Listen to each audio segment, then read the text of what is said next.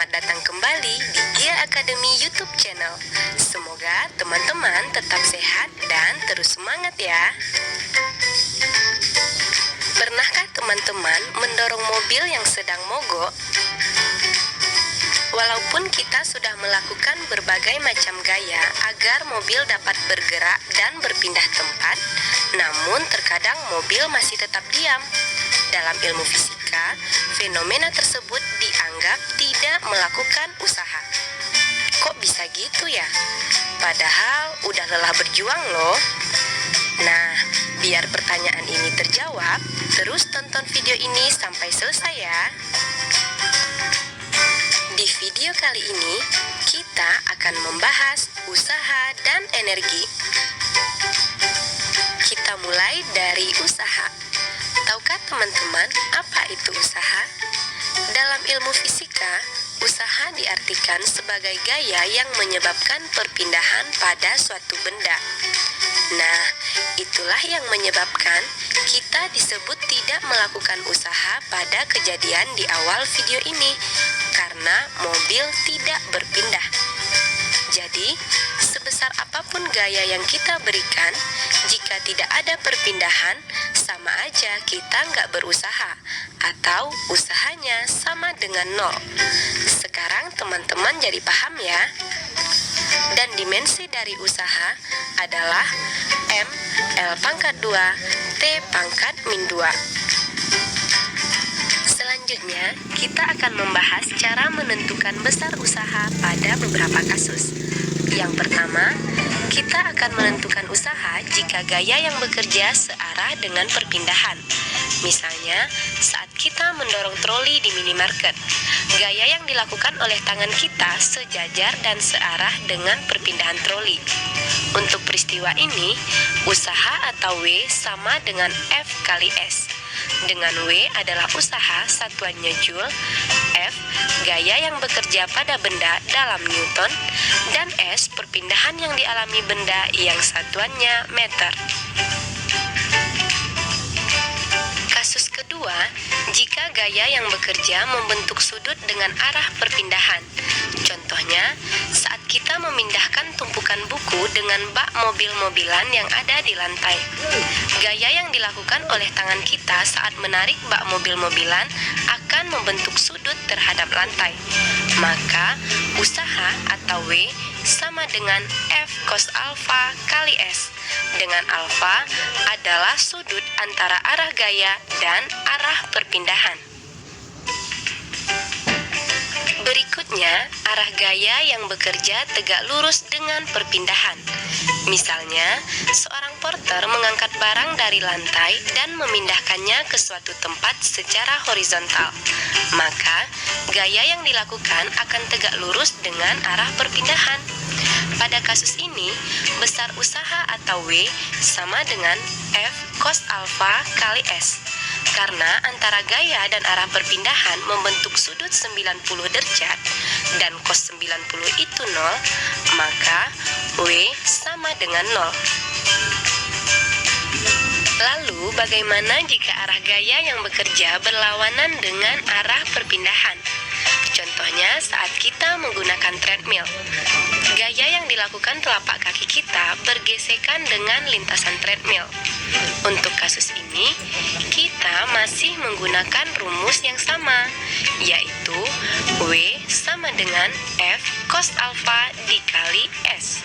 Alfa besarnya 180 derajat, cos 180 itu min 1, sehingga W sama dengan min F dikali S, atau usaha akan bernilai negatif. Kemudian, besarnya usaha jika gaya yang bekerja tidak menyebabkan perpindahan. Seperti saat kita mencoba mendorong tebing yang berdiri kokoh, dan tebing tidak berpindah. Ingat ya, tadi kita udah bahas, meskipun gaya yang kita berikan besar, namun jika gaya tersebut tidak menyebabkan perpindahan, maka kita dikatakan tidak berusaha, atau W sama dengan 0.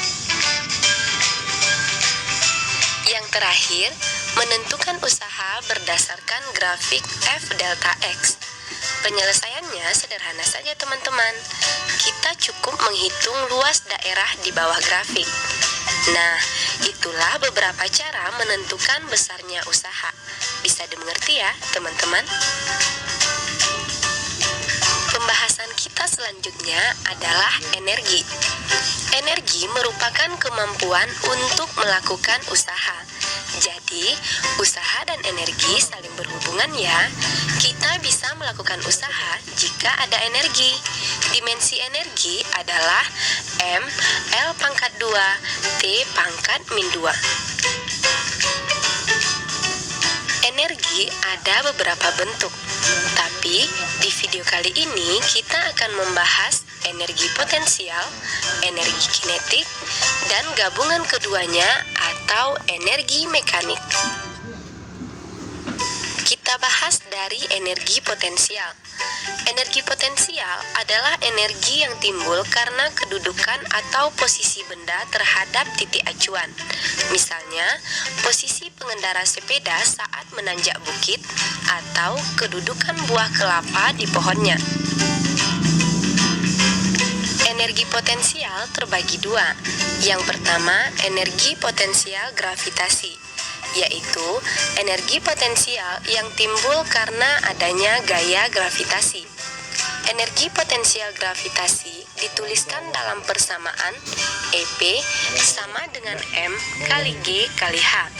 Dengan EP adalah energi potensial satuannya Joule, M massa dalam kilogram, G percepatan gravitasi dalam meter per sekon kuadrat, dan H ketinggian benda dalam satuan meter.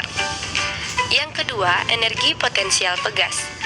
Energi potensial pegas adalah energi potensial yang tersimpan akibat perubahan bentuk pegas, baik karena ditarik atau didorong. Energi potensial pegas dihitung dengan rumus EP sama dengan setengah F delta X sama dengan setengah K kali delta X kuadrat. EP adalah energi potensial satuannya Joule, F gaya yang menarik atau mendorong pegas dalam satuan Newton, K konstanta pegas dalam Newton per meter, dan delta X yang satuannya meter. Selanjutnya, energi kinetik atau energi yang dimiliki suatu benda karena gerakannya. Semakin cepat benda bergerak, semakin besar energi kinetik yang dimiliki benda, dan sebaliknya. Energi kinetik dihitung dengan rumus EK sama dengan setengah mv kuadrat. EK adalah energi kinetik satuannya Joule, M massa dalam kilogram, dan V kecepatan satuannya meter per sekon. Yang ketiga, energi mekanik. Energi mekanik adalah energi yang dimiliki benda karena sifat geraknya. Energi mekanik adalah energi kinetik ditambah energi potensial, sama dengan setengah mv kuadrat tambah m kali g kali h. Jadi, teman-teman udah tahu ya, apa itu usaha dan energi dalam fisika. Nah, sekarang mari kita bahas hubungan usaha dan energi. Yang pertama, hubungan usaha dengan energi kinetik.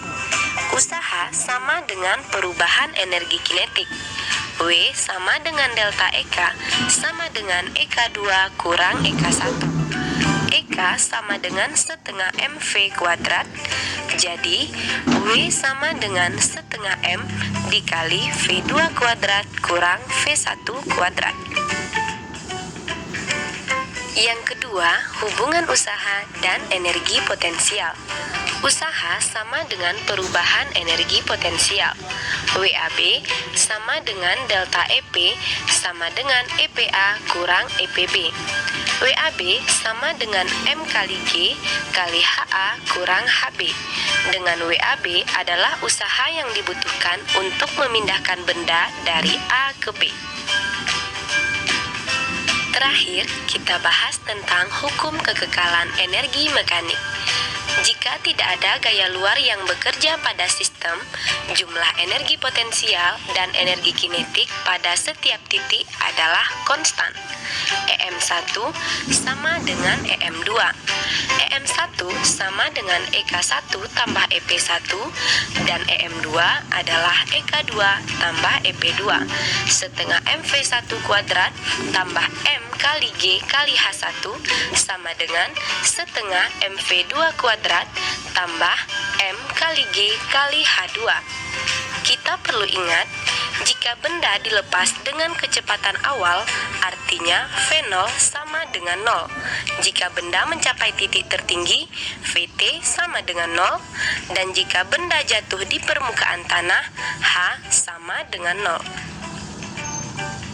Nah, agar teman-teman semakin paham, mari kita selesaikan contoh soal berikut. Soal pertama. Seperti kejadian di awal video tadi, soal ini meminta kita menentukan besarnya usaha yang diberikan orang tersebut jika mobilnya tidak berpindah. Ya, jawabannya 0. Karena usaha adalah gaya yang bekerja pada benda sehingga benda tersebut mengalami perpindahan. Jika benda tidak berpindah, maka usahanya sama dengan 0. Jadi, jawaban soal nomor 1 adalah A. Soal nomor 2. Diketahui, balok dengan massa 10 kg ditarik oleh gaya 25 Newton dan membentuk sudut 37 derajat dengan arah horizontal. Balok tersebut mengalami perpindahan sejauh 2 meter. Pertanyaannya, berapakah usaha oleh gaya tersebut?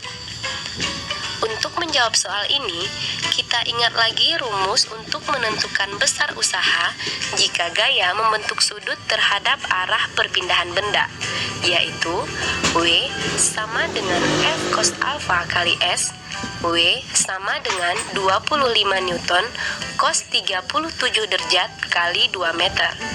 Cos 37 derajat adalah 0,8, sehingga diperoleh usaha 40 Joule. Jawabannya B.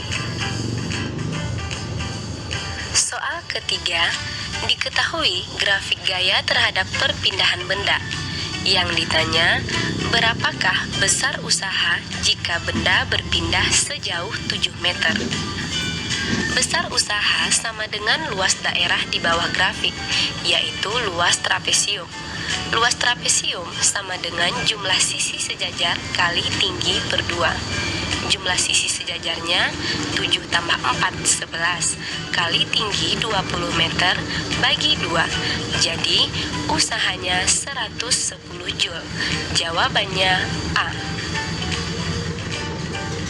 Soal selanjutnya, diketahui benda masanya 1 kg dilemparkan ke atas, kecepatan awal 40 meter per sekon. Yang ditanya, berapakah energi kinetik benda pada saat mencapai ketinggian 20 meter dari tanah? Untuk menjawab soal ini, kita gunakan persamaan hukum kekekalan energi mekanik. EM1 sama dengan EM2.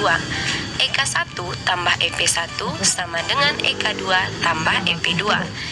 Kita jabarkan persamaannya menjadi setengah MV1 kuadrat tambah M kali G kali H1 sama dengan EK2 tambah M kali G kali H2. Benda dilempar dari bawah, artinya H1 sama dengan 0. Karena H sama dengan 0, maka EP1 juga sama dengan 0. EK2 sama dengan besarnya EK1 kurang EP2. 800 kurang 200 sama dengan 600 Joule. Jadi, jawabannya adalah D. Soal terakhir, kita diminta menentukan pernyataan yang benar. Pernyataan pertama, di permukaan tanah energi kinetik minimum. Kedua, di permukaan tanah energi potensial maksimum. Ketiga, di titik tertinggi energi kinetik maksimum. Keempat, di titik tertinggi energi potensial maksimum. Untuk menjawabnya, kita lihat ilustrasi berikut. Jika benda mencapai titik tertinggi, Vt sama dengan 0, sehingga energi kinetiknya minimum. Sebaliknya, H maksimum dan energi potensialnya juga maksimum. Jika benda jatuh di permukaan tanah, VT maksimum, artinya energi kinetik maksimum, dan H sama dengan 0 sehingga energi potensial juga minimum. Jadi, pernyataan yang benar hanya pernyataan yang keempat. Jawabannya D. Oke teman-teman, jadi di video kali ini kita udah belajar persamaan usaha, yaitu hasil kali gaya dengan perpindahan. Hubungan usaha dengan energi kinetik, yaitu usaha sama dengan perubahan energi kinetik setengah M dikali V2 kuadrat kurang V1 kuadrat. Dan hubungan usaha dengan energi potensial, yaitu usaha sama dengan perubahan energi potensial M kali G kali H1 dikurang H2. Sekarang teman-teman bisa lebih paham ya. Nah, sampai di sini dulu pembahasan kita tentang usaha dan energi. Jangan lupa tonton terus video-video terbaru di channel kita ya. Sampai jumpa di video berikutnya.